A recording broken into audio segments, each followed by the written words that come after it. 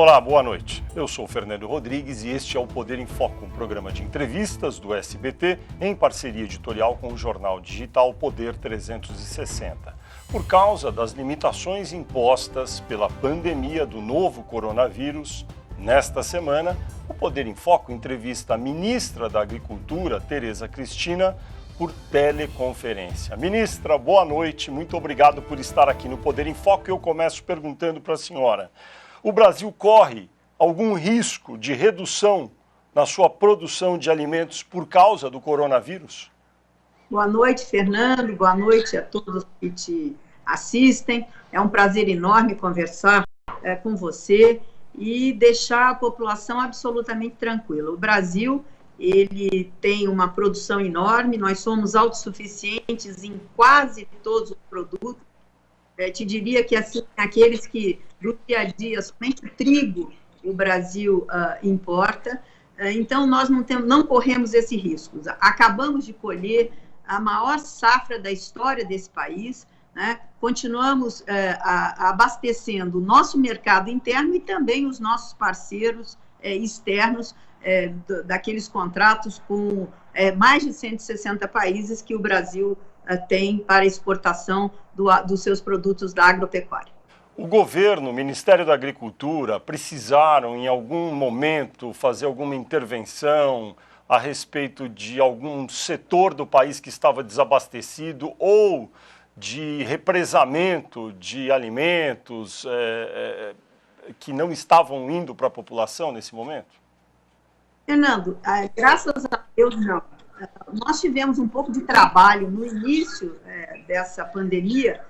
O nosso maior medo era a logística, né? Porque os produtos estavam sendo colhidos para dentro da porteira, dentro das propriedades, eles saíam e têm que ser escoados para levar para processamento, para armazenagem, para depois chegar até a prateleira. Então, a nossa grande preocupação ficou focada na logística, mas trabalhamos juntos, Ministério da Infraestrutura e Agricultura, e isso correu de maneira muito, não te diria tranquila, mas conseguimos superar as barreiras que tínhamos naquele momento. E do outro lado, aconteceu também, ministra, alguma coisa oposta, por exemplo, produtos agropecuários estocados porque a demanda diminuiu por conta de as pessoas estarem ficando mais em casa? Com certeza, houve uma mudança nesse momento de hábitos. Todas aquelas pessoas que comiam em restaurantes, bares, enfim, hotéis, com o fechamento, aconteceu um represamento, sim, da demanda, principalmente de hortifruti, né, que é perecível, precisa ser, ele tem um planejamento para a colheita acontecer todos os dias, e no início nós tivemos problemas, mas os CEASAs todos do Brasil estão funcionando. Arrumamos aí uma maneira de, dentro da pandemia, do distanciamento que precisamos ter entre as pessoas, enfim, de dar segurança para as pessoas que trabalham nesses locais. Mas, infelizmente, nós tivemos, sim, produtos dentro desse setor de hortifruti que tiveram que ser jogados num primeiro momento, e criamos agora algumas políticas que eu vou te falar daqui a pouco, para que esses produtos continuem sendo oferecidos para uma população que já recebia, para não ter descontinuidade, e também para asilos, para organizações sociais que tanto precisam desse momento de alimentos saudáveis e alimentos de boa qualidade para aquelas pessoas que eles abrigam. Já que a senhora mencionou, os produtos mais perecíveis, frutas, sobretudo, verduras, o consumo desses produtos ia para a casa das pessoas, obviamente, mas muito para grandes restaurantes, às vezes restaurantes populares que ofereciam refeições baratas, restaurantes de grandes fábricas, né? As grandes indústrias têm refeitórios muito grandes, e também, é claro, para restaurantes. Então, uma demanda enorme diminuiu, acabou essa demanda, não tem mais. Como é que foi a solução para consumir toda essa produção de frutas e verduras que são muito perecíveis? Olha, eles arrumaram maneiras diferentes de fazer essa entrega desses produtos. Mas, realmente, esse é o setor que nós estamos olhando, e o Ministério da Agricultura tem grande preocupação porque foi um setor afetado, tanto quanto as flores também. Flor, todos os eventos foram cancelados, casamentos, festas, enfim. E houve realmente uma redução drástica também das flores, e que são produtos perecíveis, das exportações, que lá fora não é diferente do que está acontecendo aqui. Então, são alguns setores que nós sabemos que têm tido, enfim, tem a parte da sua produção não sendo colhida e ficando no campo. Então, esses setores nós estamos muito atentos e já formulamos, estamos com algumas políticas já em curso para que eles sejam atendidos, para que quando voltar na segunda fase, que vai ser pós esse fechamento de muitos estados aí que acontecem, das grandes cidades, que a gente não tenha descontinuidade na produção de hortifruti, né, de flores, de leite, é um setor também afetado, um setor desbalanceado, porque nós temos pequenos produtores que estão com problema. Nós também fizemos medidas para ajudar esses pequenos, deve sair uma medida provisória para ajudar esses pequenos produtores de leite a terem a sua renda mantida neste momento. Nós temos aí também o setor de pesca, que hoje é do Ministério da Agricultura, e que é altamente afetado, a pesca no mar. Uhum. As pessoas não têm hábito de se alimentar com pescados em casa. O que ela favorece esses setores mais prejudicados do agro? Essa medida provisória, ela foi colocar recursos no PA, que é o Programa de Aquisição de Alimentos. É um programa que já existe, ele é do Ministério da Cidadania, mas ele é operacionalizado pela Conab, que é do Ministério da Agricultura. Isso foi uma construção entre a cidadania e a agricultura, com a economia, para que esse programa tivesse recursos para atender os pequenos produtores de leite, né, que tem hoje um problema muito sério, porque está sobrando leite, sobrando queijos, para atender as cooperativas, as pequenas cooperativas, muitas familiares, que fazem mussarela, iogurtes, enfim, e também um pouco de algumas bebidas lácteas. Esse pessoal está com muito problema, inclusive de armazenamento, então eles estarão incluídos nessa medida provisória, e alguns municípios que compram a verdura desses pequenos produtores de hortifruti pelo Brasil todo e colocam nas escolas para merenda escolar, colocam nos asilos de velhos, nos hospitais, nas santas casas, enfim. É uma demanda enorme que existe e que, então, agora, neste momento, nós colocamos 500 milhões para atender esses pequenos produtores, para continuar a fornecer esses 3 produtos e as cooperativas poderem manter os seus estoques para não ter interrupção nesta produção. Então, deixa eu entender, a medida provisória reserva um fundo de 500 milhões para que essa produção possa ser escoada para cooperativas, para compradores em geral desses produtos, para que eles sejam, quando possível, estocados. No caso daqueles produtores que não têm nem como estocar uma flor, coisas dessa natureza, verduras que são mais perecíveis, digamos, um maço de alface, essas coisas, esses foram muito prejudicados. Esses produtores serão, em alguma medida, ajudados pelo governo, com alguma verba do governo?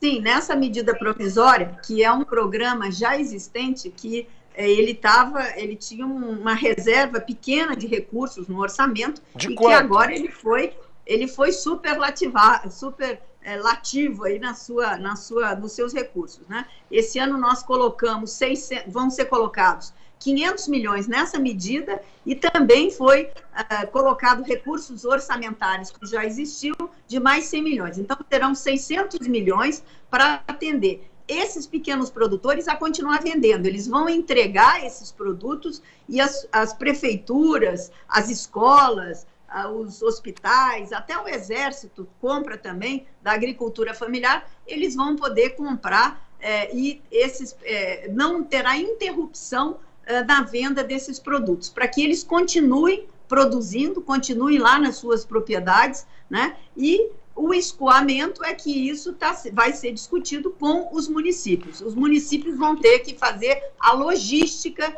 para entregar esses produtos, ou na parte assistencial, que os municípios, têm muitas entidades, mas os produtores receberão deste programa recursos. Daqui para trás, o que já aconteceu, são aí quase 2 meses já de muita dificuldade para escoamento desses produtos. Com relação ao prejuízo já absorvido por esses pequenos produtores, algo que possa ser feito? Nós já fizemos, através de uma nota que foi feita pelo Conselho Monetário na semana passada, nós fizemos o seguinte: primeiro, prorrogamos todos os financiamentos que venciam de janeiro até 15 de agosto. Então, custeio e investimento foram prorrogados. Nós também prorrogamos a DAP, que é uma coisa muito importante, que é a declaração de produtor para os pequenos produtores. Eles têm que ter esse documento. E sem isso, eles não podem fazer muitas atividades de financiamento. Nós também fizemos a prorrogação.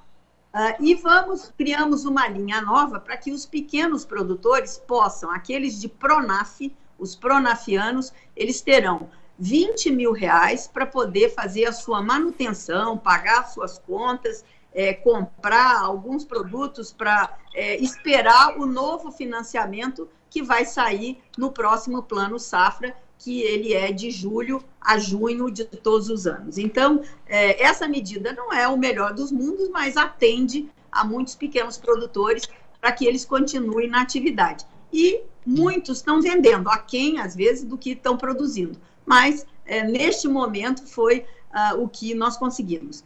E uma outra coisa importante é que, na semana passada, também foram incluídos na lei que foi feita, que o governo mandou para fazer os R$600 para as pessoas com maior vulnerabilidade. O trabalhador rural também foi incluído e ele vai ter direito a ter os R$600 aí, divididos aí em 3 parcelas, para também ter a sua manutenção um pouco restaurada nesse momento difícil.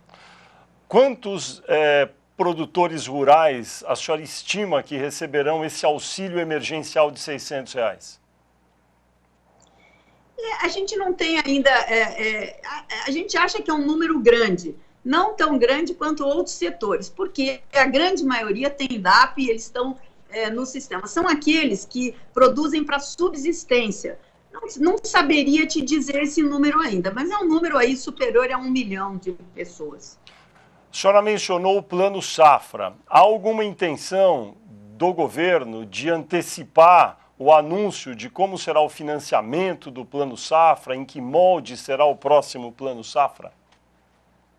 Olha, nós estamos trabalhando isso já tem algum tempo junto à economia. O Plano Safra, ele sempre tem uma construção longa, mas nesse momento nós estamos construindo para que esse Plano Safra seja bem maior do que do ano passado, porque o Brasil tem uma grande oportunidade esse ano, pós-coronavírus, e em agricultura, a gente tem que pensar a próxima safra, que começa em setembro, né, e vai até colhida fim de janeiro em diante. Então, a gente tem que ter aí um planejamento maior. O Brasil pode ser um grande supridor de produtos da agropecuária, de alimentação, para muitos países do mundo. Já que a senhora mencionou o valor deste ano sendo maior do que o do ano passado, para os nossos telespectadores terem uma ideia, qual foi o valor do Plano Safra, o último, que foi de 2019 e vai até a colheita agora em 2020, e esse que vai ser anunciado agora, qual é a faixa de valor que a senhora espera que seja? Bom, ano passado nós tivemos 10 bilhões. Esses 10 bilhões, eles não financiam a safra. Isso é para fazer a equalização dos juros. Então, esses 10 bilhões, eles alavancam um valor muito maior, que aí claro, 30%, 40% da safra. Esse ano, nós estamos trabalhando com um número que não posso garantir, mas nós estamos trabalhando com um número de chegar a 15 bilhões, né? tem aí, nesse recurso, nós temos aí o valor do seguro, que esse ano passado foi de 1 bilhão, nesse plano safra passado, e que nós gostaríamos de aumentar esse valor um pouco mais, porque nós tivemos a seca do Rio Grande do Sul agora, uma seca enorme, que trouxe prejuízos enormes, incalculáveis para a agricultura do Rio Grande do Sul, para a agropecuária, e então esse seguro ele tem que estar cada vez atendendo, que também a subvenção do seguro é para pagar uma parte desse prêmio, ele tem que atender cada vez mais um número maior de produtores para que eles tenham segurança e que o crédito rural, o de recursos livres, que não são os recursos da subvenção do governo federal, que eles também possam diminuir esse valor, esses juros, que hoje é o grande anseio do setor agropecuário brasileiro, é a diminuição das taxas de juros para custeio e investimento. A senhora mencionou, então, no ano passado tivemos aproximadamente um plano safra de 10 bilhões, neste ano tem uma meta, não dá para garantir, seria na faixa de 15 bilhões, e também a expectativa de reduzir as taxas de juros. Esse é um problema muito antigo. A senhora poderia também explicar para o nosso telespectador qual foi a taxa de juros cobrada, em média, para os produtores no ano passado, no plano safra do ano passado, e qual é a sua esperança de redução para esse ano? Olha, depende, porque nós temos algumas faixas. Nós temos os pequenos produtores que têm um juro menor, né, que ele variou aí de 3 a 4,6. Depois nós temos o médio produtor, que aí é em torno de 6 a 7%. E o grande, juros livres, ele trabalhou aí na faixa de 7 a 9%. Hoje, com a Selic a 3,75, né, até a próxima reunião do Conselho, que a gente não sabe se vai ser mantida ou se deve diminuir, esses juros, quer dizer, isso é o valor básico.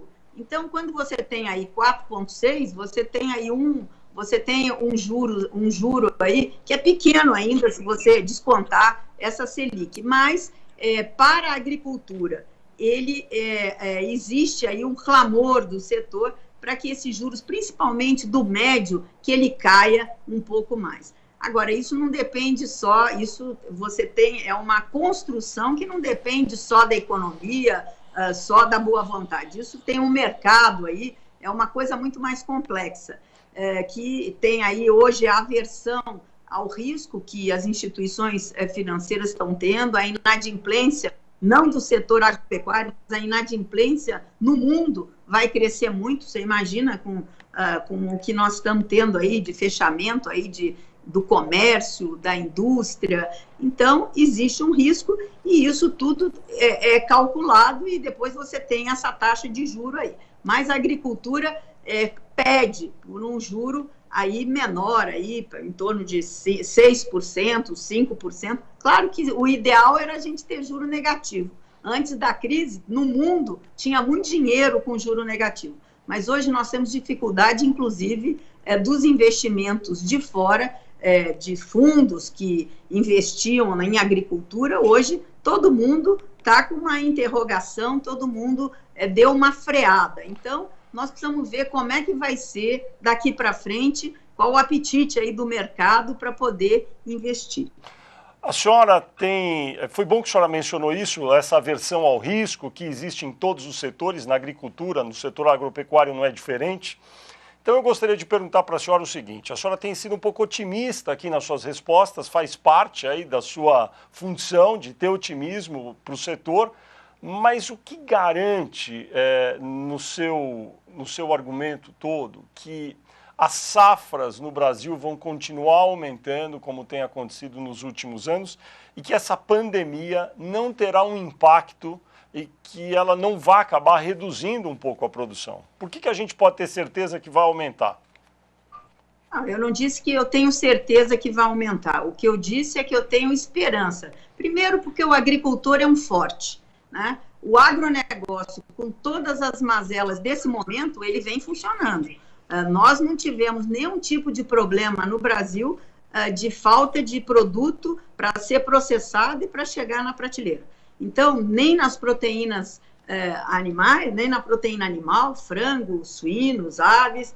Nós temos uma área significativa pronta para o plantio, nós temos um mercado que a gente está acompanhando para e passo o que está acontecendo lá fora, e o Brasil tem um espaço nesse mercado mundial para exportar.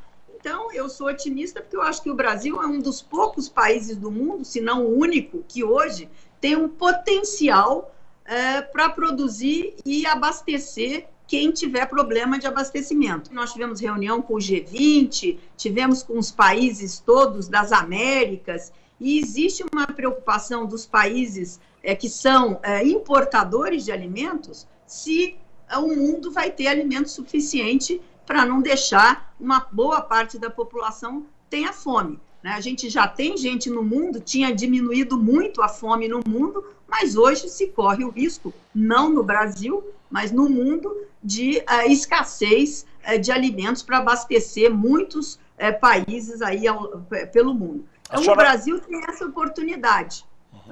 A senhora mencionou reunião que teve com ministros do seu setor em outros países.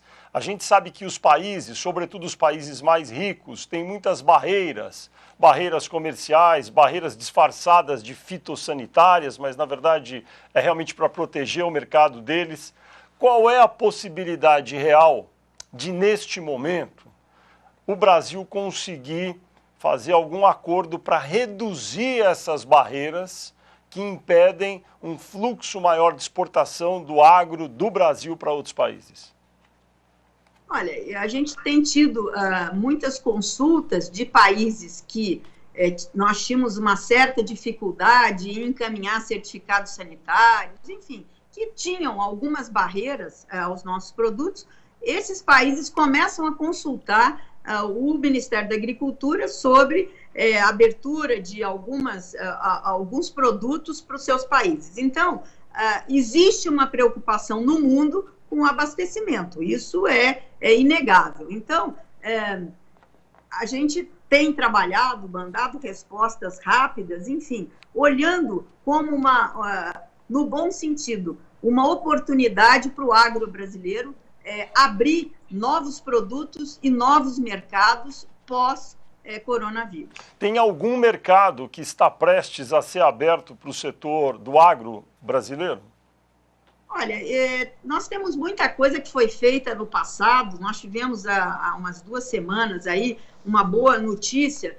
O Egito abriu, estava emperrada a coisa, abriu para uma série de produtos. Tivemos aí a Argentina, que também a gente tirou aí, a gente chama de produtos irritantes, que são aqueles que ficam sempre sobre a mesa e não se abrem. Então, nós abrimos várias coisas com a Argentina, que não é o caso de abastecimento, mas, enfim, é uma política nova que o governo da Argentina implantou de abrir mais mercados para o Brasil.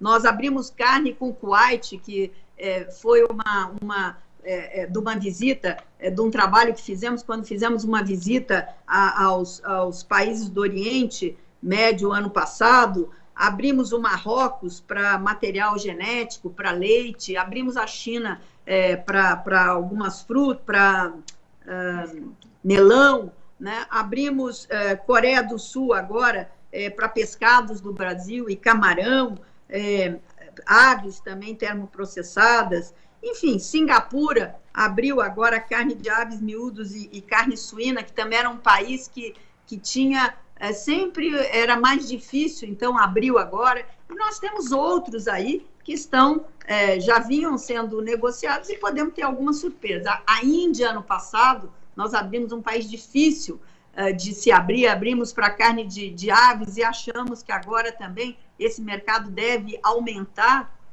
Tem muitas coisas em andamento, né? Abrimos carne bovina no mês passado para os Estados Unidos. Os Estados Unidos hoje tem, com a pandemia, tem problemas lá nesse setor. Enfim, a gente tem aí que ter a nossa sanidade, que talvez até pela dor, o Ministério da Agricultura e as empresas brasileiras aprenderam e têm uma excelência na qualidade dos seus produtos hoje, do seu processamento. Eu acho que isso o Brasil ele está um passo à frente de muitos países aí. Então, isso pode ser uma vantagem comparativa para nós pós-pandemia. Nessa reunião que a senhora teve recente com ministros da Agricultura ou equivalentes dos outros países, ficou uma imagem para a senhora sobre quais países terão mais problemas na produção do agro neste momento? Tem algum país que vai ser mais afetado pelo que a senhora sentiu? Os países mais pobres, com certeza. Muitos países pequenininhos aqui das Américas, aqui, alguns países africanos. E aí você tem, a gente não sabe ainda, a próxima safra, a safra do hemisfério norte, ela acontece agora. Daqui a um mês ela já começou a ser plantada em alguns países, mas o forte dela é a partir do mês de maio e junho. A gente tem que ver como é que as coisas vão se comportar. Você tem dificuldade de pessoas, barreiras para que as pessoas entrem de um país para o outro. Na Europa, a mão de obra de alguns países, ela não está, na França, ela vem toda de alguns países da Europa Oriental. Você tem, nos Estados Unidos também, você tem hoje alguns estados com problema, que trazem gente do México, trazem gente de outros países da América do Norte. Enfim, a gente tem que acompanhar, porque é uma coisa nova, é uma coisa que ninguém esperava, né? Que acontecesse em intensidades diferentes em alguns países. Tem outros que estão saindo já do problema, tem muitos que ainda estão no meio do problema. Então, a gente tem que acompanhar de perto, porque a gente acha que alguns terão problemas, sim, nos seus plantios. Queria voltar para um tema anterior. A gente estava falando da medida provisória que acabou de ser editada para ajudar o setor, para ajudar o agro. Volta e meia, o setor às vezes reclama do peso de carregar suas dívidas, de pagamento de dívidas. Existe alguma intenção neste momento de diferir pagamento de dívidas agrícolas ou até perdoar alguma parcela de dívidas agrícolas? Olha, esse é um problema estruturante. Ele tem alguns setores, isso não são todos os setores. O agronegócio tem setores que vão muito bem, tem outros que tiveram problemas, que carregam problemas, né? Tem alguns que têm problema, que tiveram dificuldades porque de mercado, né? E então o que o governo vem fazendo é estudando cadeias de produtos independentemente, não é um perdão geral. Tem gente, o arroz, por exemplo, nós sabemos que o arroz no Rio Grande do Sul, em Santa Catarina, enfim, no Brasil, passou por anos muito difíceis. Esta é uma cadeia produtiva que nós estamos estruturando medidas para ajudá-las, né? Veio aí na medida provisória 897 um fundo um fundo garantidor para que a gente possa resolver o problema de quem teve que sair, às vezes, da atividade, não por culpa, por ineficiência, mas setores que tiveram problemas de mercado ou, enfim, de políticas equivocadas no passado. Ou seja, a gente pode aguardar para os próximos dias ou semanas, talvez alguma outra medida, ação do governo, para aliviar um pouco aqueles do setor agro que têm dívidas e não estão conseguindo honrar aí os seus compromissos?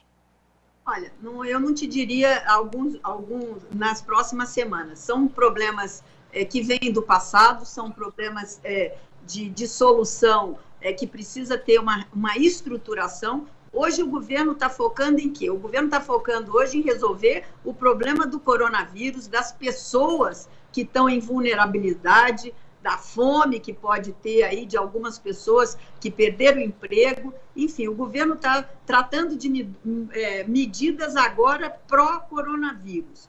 Mas a gente tem aí nós já víamos estudando alguns setores com dificuldade. E isso vai acontecer agora para frente. Nós estamos vendo como resolver. Neste momento, o governo está focado em resolver emergencialmente setores que estão, por exemplo, os hortifruti, as flores, o leite, enfim. Mas são medidas para passar esse momento, medidas estruturantes. Nós estamos estudando e a gente tem alguns setores que, com certeza, precisam da mão do governo. Outros estão muito bem. Ministra, o Poder em Foco vai fazer um brevíssimo intervalo e a gente volta já já.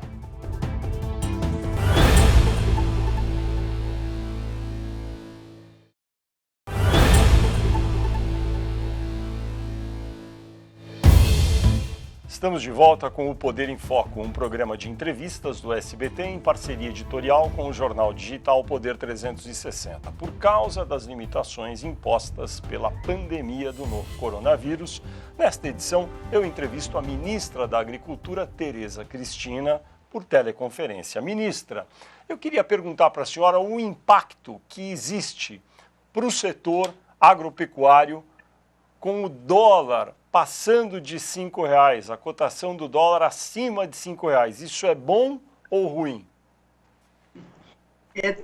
Como tudo na vida, tem os dois lados. O lado bom é que quem está fechando a venda de produtos de exportação está ganhando mais dinheiro. Mas também tem o outro lado da moeda, que é a importação dos insumos, que o Brasil hoje importa fertilizantes, importa defensivos agrícolas. Então, isso pode ter um efeito para a próxima safra de aumento do custo de produção.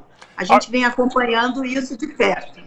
Agora, na safra atual, certamente a exportação toda vai se beneficiar desse valor mais alto. Possivelmente o valor em dólares do exportado será muito maior do que em reais, eu quero dizer, não é? Vai ser muito maior do que no ano passado.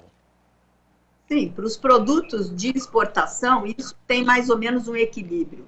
Mas para os produtos internos, que dependem de insumos importados, pode ter, sim, um acréscimo aí no seu custo de produção. A gente vem acompanhando isso de perto. Por enquanto, a gente ainda não sentiu, porque muita gente compra antecipadamente esses insumos. Então, a gente está acompanhando para ver o reflexo quando é que ele virá. Se será na próxima safra de verão ou se virá para a próxima safrinha de inverno, que é a que nós estamos agora ela plantando e ser colhida no começo do segundo semestre. Já que a gente está falando de importação e exportação, existe alguma exigência extra neste momento por parte de alguns países a respeito de segurança sanitária em relação aos produtos brasileiros por causa do coronavírus? Não, nada, zero. Os certificados eles são muito bem amarrados, com toda a segurança. Como você disse no começo do programa, são às vezes até usados como barreiras, né? Então, hoje nós não temos nada extra pedido por conta do coronavírus. Vamos falar um pouco de China, que é um tema sempre muito controverso. No governo do qual a senhora participa, tem alguns integrantes que, volta e meia, têm declarado, feito algumas declarações que são ásperas em relação à China. Em que medida a situação e a relação hoje entre Brasil e China está tranquila na relação do setor agropecuário e em que medida essas declarações recentes de brasileiros do governo contra a China afetam o negócio? Olha, eu acho que são declarações individuais, não são declarações do governo. O presidente conhece os números das exportações, sabe que hoje que a China é importante para o Brasil, não só para o agro brasileiro, mas para a exportação de petróleo, exportação de minérios. A balança comercial do Brasil com a China é enorme, né? Só para você ter uma ideia, eu vou lhe dar aqui os dados desse primeiro trimestre de 2020, em relação a 2019. Né? Nós já exportamos, a balança comercial brasileira ela se manteve estável, né? E nós exportamos agora no agronegócio 13% a mais do que no ano passado. Então, assim, é uma relação comercial importante, nós podemos divergir em algumas coisas, mas na área comercial, o Brasil e a China são parceiros muito importantes. Ministra, agrotóxicos. Já foram liberados cerca de 400 pesticidas no Brasil, tiveram a licença liberada. Foi o maior ritmo de liberação, a gente lê sempre, da história, que se iniciou em 2005. O que justifica essa liberação toda desses pesticidas? Bom, primeiro, começa a justificativa do passado não se liberar quase nada.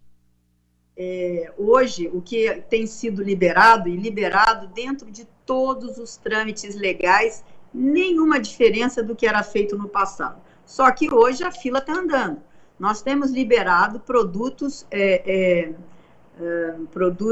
genéricos, né? A grande maioria.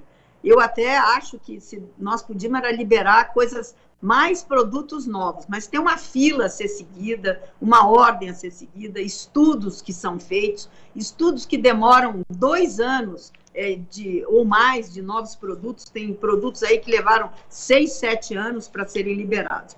Então, quando você libera um produto genérico, você está melhorando o preço, diminuindo os royalties, às vezes, que são pagos a algumas indústrias, né? E você, quando libera novas moléculas, você libera produtos menos tóxicos. Então, essa liberação não tem nenhuma... Enfim, eu fico sabendo pelo jornal quando é liberado. Isso vai num trâmite técnico, não tem ingerência política e ideológica nenhuma na liberação desses produtos. Ministra, o governo brasileiro foi pioneiro nos anos 70 ao lançar o programa do álcool, do etanol, como combustível dos automóveis. Hoje, depois de tantas décadas, em que pé está esse programa? O que é possível esperar do programa do etanol durante o governo do presidente Bolsonaro? Olha, ele é um programa ele é um programa hoje modelo, inclusive em termos ambientais. Tem aí em curso o RenovaBio, que é um programa de descarbonização, que é o que o mundo inteiro procura. O Brasil ele está na frente de todos os países com isso, né? Nós somos o segundo produtor, os Estados Unidos produz mais etanol, mas um etanol o nosso, ele tem uma pegada de carbono maior do que a do americano, que é feita de milho, e o nosso é feito de cana-de-açúcar, portanto, ele é um etanol, vamos dizer assim, para que a população, para que as pessoas entendam, ele é ambientalmente melhor do que o outro. Nós temos aí um programa. Você vê que São Paulo, quem lembra, né, diz que o diabo é diabo, não é porque ele é esperto, o diabo é esperto não é porque é esperto, é porque é velho, né? Então, quem lembra de São Paulo, há uns anos atrás, e quando começou a usar o etanol cada vez mais na gasolina, o que despoluiu o ar de São Paulo. Você lembra disso e eu também me lembro disso. Então, é um programa exitoso e o governo tem interesses que esse programa continue. Ele, no momento, passa por uma tempestade perfeita, né? Juntou tudo, não é só coronavírus trouxe a baixa demanda, quer dizer, 40% a menos na demanda. Nós temos aí a briga comercial entre Arábia Saudita e Rússia, que também jogou os preços do petróleo, venda negativa, quer dizer, preço abaixo do preço normal, então nunca teve preços tão baixos do barril de petróleo. Nós temos outra coisa também acontecendo, difícil, porque a cana-de-açúcar ela é um produto agrícola, então você planta, ela cresce e tem a hora de colher, e está na hora da safra, e a safra chegou no momento de baixa demanda, de preços baixos do petróleo, enfim, então tudo isso fez com que esse setor tivesse hoje realmente precisando da ajuda do governo, porque ele dá emprego, ele gera 750 mil empregos diretos, 2,5 milhões de empregos indiretos, tem 500 e tantos municípios que vivem do setor da cana-de-açúcar. Tem 1.200 que vivem, de alguma maneira, também dessa cadeia produtiva. E uma coisa importantíssima, energia. Hoje, o setor sucroalcooleiro ele é sucroenergético, porque ele também produz energia, e a segunda matriz, depois dos hidrocarbonetos, de energia do Brasil, é esse setor. Esse setor que tem na sua cadeia produtiva. Eu queria falar um pouco de política com a senhora. A senhora é filiada ao Democratas, ao DEM, ocupou um cargo de deputada federal antes de ser ministra, não é? E a senhora participa do governo do presidente Bolsonaro. Eu me lembro, a senhora era presidente da Frente Parlamentar da Agricultura, foi levar um manifesto de apoio a Bolsonaro na época da eleição, em 2018. Queria ouvir da senhora uma avaliação sobre fatos recentes. Por exemplo, o Brasil tem estado muito polarizado na política e há um grupo que apoia o presidente Bolsonaro que tem feito manifestações de rua, sempre com cartazes e palavras de ordem muito derrogatórias em relação às instituições. Pedem, às vezes, o fechamento do Congresso, o fechamento do Supremo, a volta de medidas de exceção como o AI-5. O presidente chegou a ir a uma dessas manifestações no domingo passado e eu queria ouvir da senhora a sua opinião, se é apropriado para integrantes do governo participarem ou estarem presentes em atos dessa natureza. Olha, o presidente Bolsonaro ele foi eleito por 53 milhões de brasileiros que elegeram ele do jeito que ele é. Ele, desde o início do seu mandato, ele tem ido às ruas, ele tem participado de manifestações. As faixas, eu posso colocar o que eu quiser lá atrás, mas isso não quer dizer que o presidente concorde com isso. O presidente, ele é próximo ao povo, ele sempre trabalhou dessa maneira, desde que era deputado, ele, enfim, ele não é, vamos dizer, um político... Ele é um político diferente, ele gosta dessa proximidade com o povo. O presidente recebe inúmeros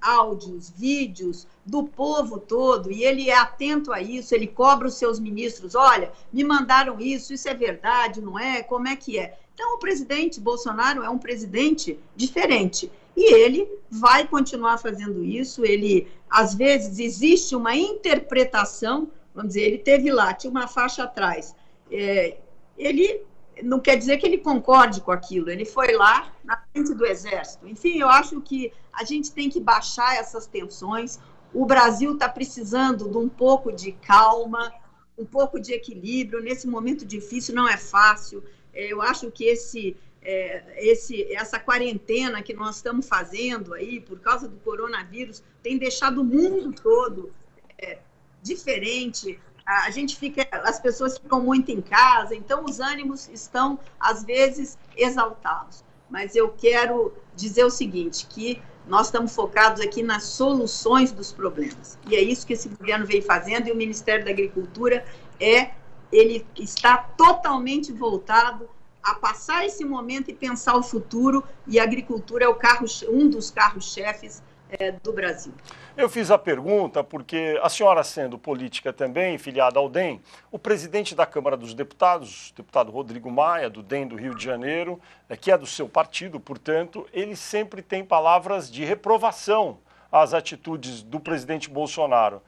Na sua avaliação, a senhora sendo colega de Rodrigo Maia no DEM, em que nível está a relação do presidente da República com o seu colega de partido, Rodrigo Maia?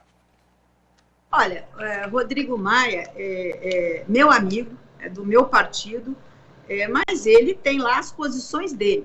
Eu estou no governo, meu partido nesse momento é o agronegócio, eu estou focada nisso, né? E eu acho o seguinte, ele pode ter a opinião dele. O que tem que ter sempre respeito entre os poderes, né? Entre o executivo, o legislativo e o judiciário. Então, eu acho que nós precisamos, nesse momento, justamente partir para esse clima de harmonia entre os poderes, para que nós possamos atravessar essa fase difícil que o Brasil vem vivendo. Ministra, desculpa insistir, mas a senhora acha que tem sido apropriada a atuação do presidente da Câmara, Rodrigo Maia, ao tratar as propostas que chegam do Executivo e vice-versa, a forma como o Planalto trata o Congresso atualmente? Olha, eu acho que os poderes são independentes.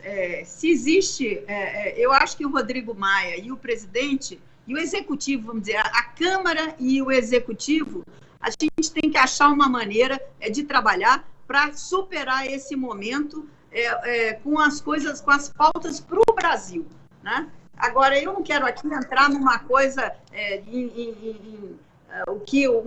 as coisas pessoais. Isso, para mim, são coisas que estão superadas. Eu acho que nós vamos ter aí, essa semana que vem, eu estou muito esperançosa que a gente vote algumas medidas que são importantíssimas para o Brasil, importantíssimas para este momento. E eu sou como o senhor disse no início da nossa conversa, que eu sou otimista. Eu sou otimista, sim. Eu acho que nós temos tudo para superar. E o Brasil vive um momento diferente do que vivia já o resto do mundo.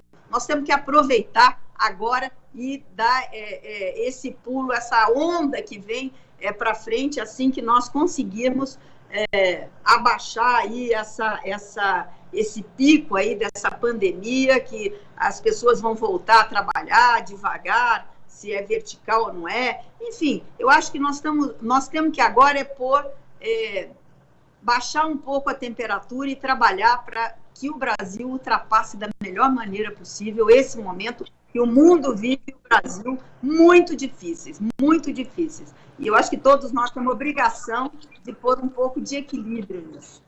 A senhora mencionou brevemente a forma de quarentena, de distanciamento social, tem essa discussão sobre horizontal, todo mundo em casa, ou vertical. A senhora acha que já chegou o momento de alguns estados e regiões do país flexibilizarem esse tipo de política de distanciamento? Olha, eu acho que essa pergunta o senhor está fazendo para o ministro errado. Tem que perguntar para o ministro Nelson, né? Eu seria leviana se eu fosse dar opinião sobre isso. Eu acho que nós aqui no agro, por exemplo, o nosso serviço ele considerado um serviço essencial. O que é que nós temos feito? Medidas, protocolos para dar garantia àqueles que têm que trabalhar e têm que suprir a mesa do brasileiro. Então, o agro tem trabalhado dessa maneira, com protocolos, discussões, melhorando cada dia mais a segurança das pessoas, sem ter a interrupção dos serviços essenciais da produção e do abastecimento, da distribuição e do abastecimento. Ministra Tereza Cristina, muito obrigado por conceder essa entrevista ao Poder em Foco e eu também agradeço a você, telespectador, que acompanhou o programa até aqui. Aproveito para lembrar que você pode assistir a esta entrevista nos canais do SBT Jornalismo e do Poder 360 no YouTube. No próximo domingo, logo após o programa Silvio Santos, tem mais um Poder em Foco, sempre conversando com personalidades do ambiente do poder, e eu espero todos vocês aqui. Uma boa semana a todos.